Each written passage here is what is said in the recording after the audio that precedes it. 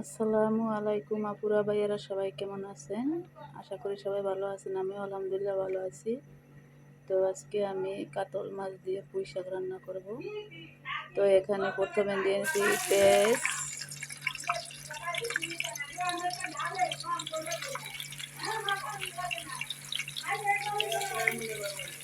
দিয়ে দিলাম। আমি পেঁয়াজটা আর ভাজা ভাজা করবো না, দিয়ে দেবো লবণ।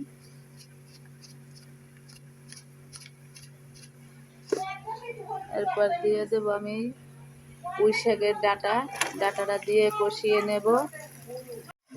তো আপুরা ভাইয়েরা, আমি ডাটাটা তেলে কষিয়ে নিছি। এখন এখানে হালকা একটু পানি দিয়ে নেব।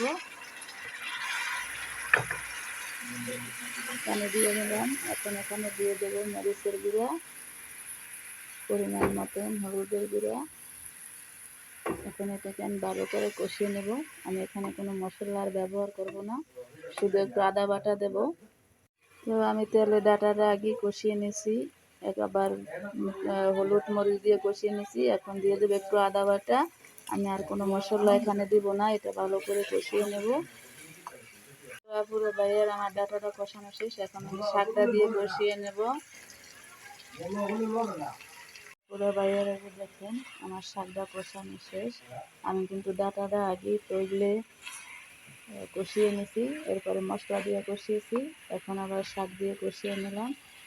আর একটা কথা, আমার ভিডিওর মাঝে সাইডের অনেক কথা আসে, কারণ আমি যখন ভিডিও করি তখন অনেক মানুষ আসে, তাই একটা দুইটা কথা হলে কাটা যায়, তাই আমি কথাগুলো কাটতে পারলাম না, সরি।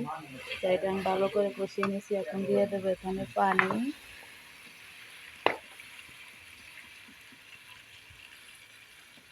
পরিমাণ মতন আমি জল রাখবো না, হালকা একটু জল রাখবো।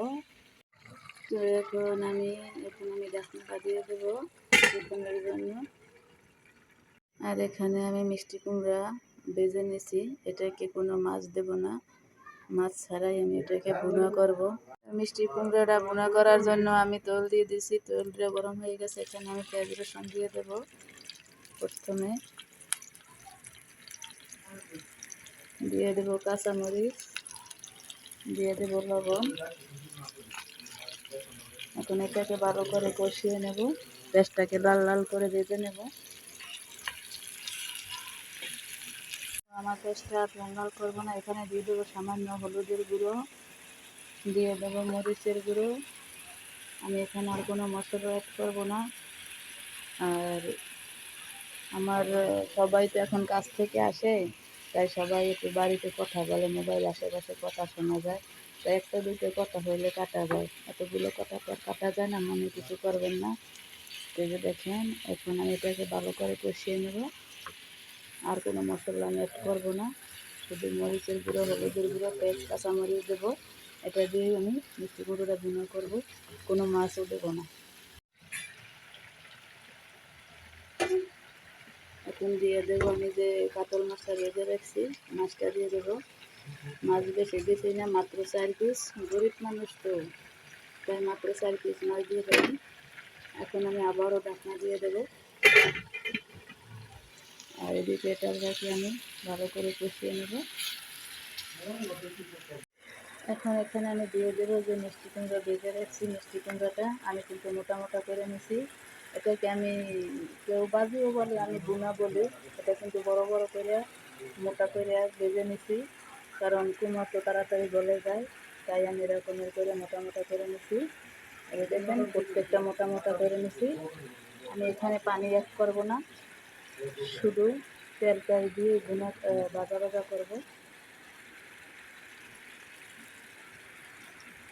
এই যে দেখেন, আমি কোনো মাছ দেবো না, কোনো মশলা ব্যবহার করছি না, শুধু মরিচ, হলুদের গুঁড়ো। এই যে দেখেন, আমি এভাবেই রান্না করবো, এখানে কোনো পানি দেবো না। তো অবশেষে আমার মিষ্টি কুমড়োটা কিন্তু হয়ে গেছে। আমি কিন্তু পানি ছাড়াই রান্না করছি, মাছ ছাড়া, মশলা ছাড়া। এই যে দেখেন, হালকা একটু ধনে পাতা দিয়ে দিলাম কাছ থেকে, দেখেন। আর এদিকে আমার কাতলা মাছ দিয়ে পুঁই শাক, আমি কিন্তু ঝোল রান্না করছি না, ভাজা ভাজা করছি। তো আমার মতো এরকমের কে কে রান্না করেন অবশ্যই কমেন্টে জানাবেন। পুঁই শাক দিয়ে কাতলা মাছ, কারণ আমাদের বাংলাদেশে এরকমের খায় না, পুঁই শাক শুধু চিংড়ি মাছ দিয়েই খায়। এখানে এসে আমি সবাইকে দেখে দেখে শিখে গেছি। তো আজকে আমি কাতলা মাছ দিয়ে পুঁই শাক ভাজা ভাজা করলাম, জল রাখিনি। আর এখানে তো দেখেছেনই মিষ্টি কুমড়া, মাছ ছাড়া, মশলা ছাড়া, পানি ছাড়া। তো আমার রান্নাটা আপনাদের যদি ভালো লেগে থাকে অবশ্যই লাইক কমেন্ট শেয়ার দিয়ে পাশে থাকবেন, একটা করে ফলো দেবেন। আর ভিডিওটা কী রকমের হয়েছে তাও অবশ্যই কমেন্টে জানাবেন। তো সবাই ভালো থাকেন, সুস্থ থাকেন, আমার জন্য সবাই দোয়া করবেন, আমি আপনাদের জন্য দোয়া করব। আল্লাহ হাফেজ।